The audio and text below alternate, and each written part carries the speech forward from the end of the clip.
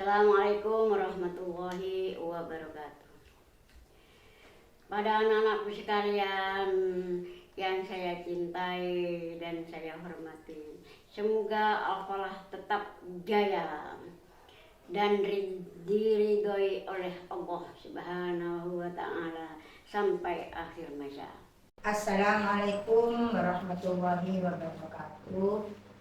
Alhamdulillah, wasyukurillah, wa ni'matillah, la ilaha illallah, wallahu akbar, la haula wa la quwwata illa billahil aliyyil azim. Marhaban ya Ramadan. Berjumpa lagi dengan saya, Ibnu Faridah. Kali ini ada momen dengan tema hikmah puasa. Puasa memiliki banyak sekali hikmah dalam pelaksanaannya. Namun tidak semua dapat kita temukan atau kita sadari. Mengingat keterbatasan akal dan pikiran kita sebagai manusia biasa. Mengutip dari kitab Hikmatut Tasrih wal Falsafatahu karangan Syekh Ali Ahmad Al-Zuljawi, salah seorang ulama di Universitas Al-Azhar Kairo, menyebutkan bahwa ada 6 hikmah diwajibkannya berpuasa secara jelas sebagai berikut. Pertama, ungkapannya syukur kepada Allah Subhanahu wa Ta'ala melalui puasa yang merupakan salah satu ibadah. Karena ibadah dalam bentuk apapun adalah wujud syukur hamba kepada penciptanya.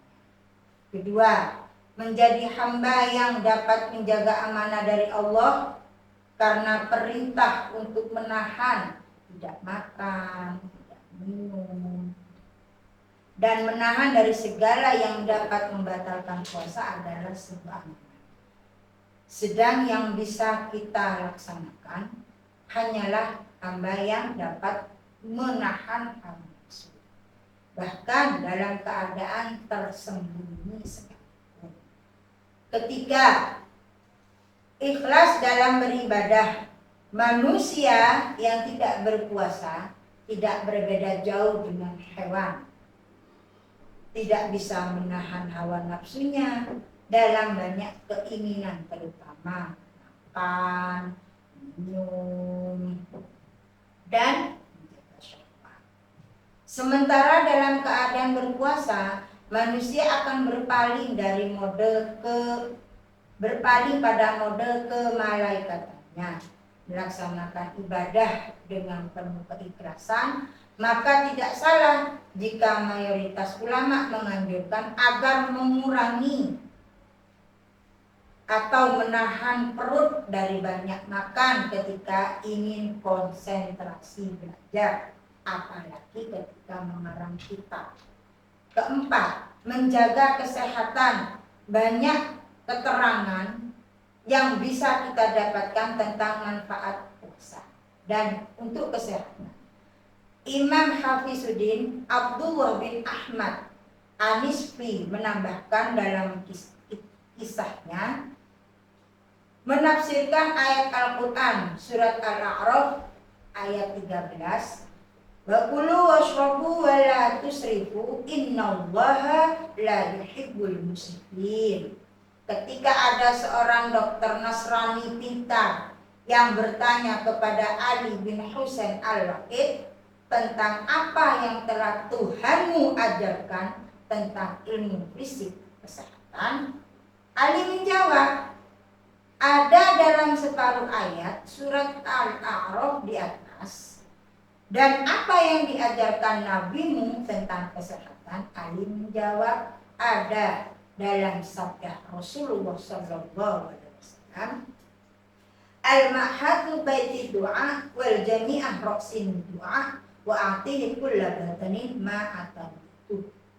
Lambung adalah tempat segala penyakit, penjaga adalah inti dari segala pengobatan. Maka berilah pada setiap anggota tubuh apa yang menjadi kebiasaannya. Maka Puaslah dokter itu dengan jawaban sambil berkata, sungguh kitabmu dan nabimu telah meninggalkan resep kedokteran yang sangat akurat. Kelima, kelemahan hawa nafsu yang berkaitan dengan syahwat.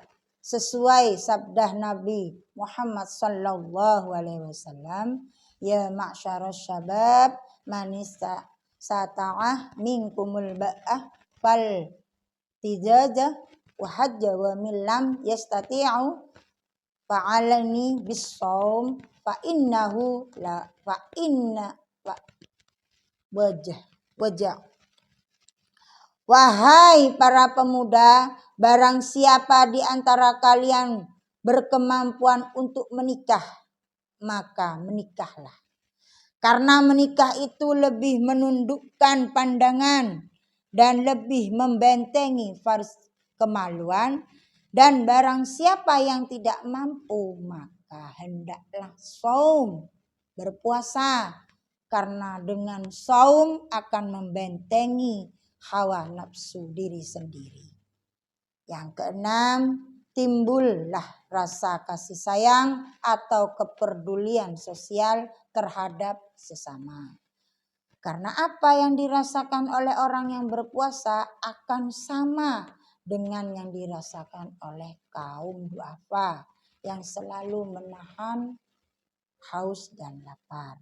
Dikisahkan bahwa Nabi Yusuf alaihissalam konon tidak makan, tidak minum hingga beliau merasa sangat lapar demi merasakan apa dan bagaimana seorang dari fakir miskin ketika tidak makan dan minum. Di antara hikmah puasa yang diambil dari hadis Rasulullah sallallahu alaihi wasallam yang lainnya, manja batnahu atimat fatakir tahu fatona qalbah. Barang siapa yang lapar perutnya, maka akan fokus pikirannya dan cerdas hatinya. Demikian pula Luqman Al-Hakim memberikan nasihat kepada anaknya. Ya bunayya, idzam talaatil mi'adati namat fikrahu wa khairi sabatul hikmah wa qaatil a'dha'u an ibadati. Wahai anakku, ketika lambungmu merasa penuh, maka daya pikirmu juga akan tertidur. Banyak hikmah yang hilang dan malaslah anggota kamu untuk melaksanakan ibadah. Dalam artian mungkin lebih diartikan lemot, bahasa zaman anak sekarang. Para ahli kedokteran pun menyarankan pada hal demikian dari puasa. Ad-dawa allazi la da'u ma'ah la ta'akulli ta'ama hatta tashtahibu. Obat yang tidak akan terkena lagi penyakit padanya adalah tidak makan sampai ia menginginkan atau membutuhkan. Dan sebagaimana yang telah disampaikan ayat-ayat di atas, bahwa masih banyak sekali hikmah-hikmah puasa yang lainnya yang mungkin bisa kita temukan pada hadis-hadis lain Nabi ataupun kalam hikmah para alim ulama, bahwa bahkan juga dari sisi kedokteran pun menyampaikan. Semoga kita juga dapat mengamalkan atau menemukan hikmah mulia dari bulan puasa atau Ramadan sebagai ibadah yang telah diwajibkan oleh Allah Subhanahu wa ta'ala kepada hambanya. Demikian pertemuan kita hari ini. Semoga Ramadan hari ini ditambah lagi iman Islam kita, barokah kita, pahala kita, tentunya dengan izin Allah Subhanahu wa ta'ala. Assalamualaikum warahmatullahi wabarakatuh. Bismillahirrahmanirrahim. Alhamdulillahirabbil alamin. Hamdan syakirin, hamdan na'imin, hamdan yuwafi ni'amahu wa yukafi'u majidah. Ya Rabbana lakal hamdu kama yanbaghi li jalalika wa 'azimi sultanik. Allahumma sholli sholatan tunjina biha min jami'il ahwali wal afat. Tagni lana biha ya Allah min jami'il hajat. Wa tutahhirna biha min jami'i syai'at. Wa tarfa'una biha indaka a'lad darajat. Wa tuballighuna biha aqsal ghayat min jami'il khairati fil hayati wa ba'dal mamat. Allahumma inna nas'aluka imanan da'ima wa nas'aluka qalban khashi'an wa nas'aluka ilman nafi'a wa nas'aluka amalan sholiha wa nas'aluka dinan qayyima wa nas'aluka khairan katsira wa nas'aluka tamama 'alal 'afiyah wa nas'aluka syukra 'alal 'afiyah wa nas'aluka ghina 'anil nas. Ya Rabbana taqabbal minna salatana wa syiyamana wa qiyamana wa tahussu anna wa tadirra anna wa ta'abbadana wa tammim taksiruna. Ya Allah, ya Allah, ya Arhamar Rahimin. Jayakanlah al-falah ini sampai akhir masa. Amin amin ya rabbal alamin. Rabbana la tuzigh qulubana ba'da idh hadaitana wa hab lana min ladunka rahmah innaka antal wahhab. Rabbana atina fid dunya hasanah wa fil akhirati hasanah wa qina adzabannar. Wa sallallahu ala sayyidina Muhammadin wa ala alihi wa sahbihi wa sallam. Walhamdulillahi rabbil alamin. Al-Fatihah.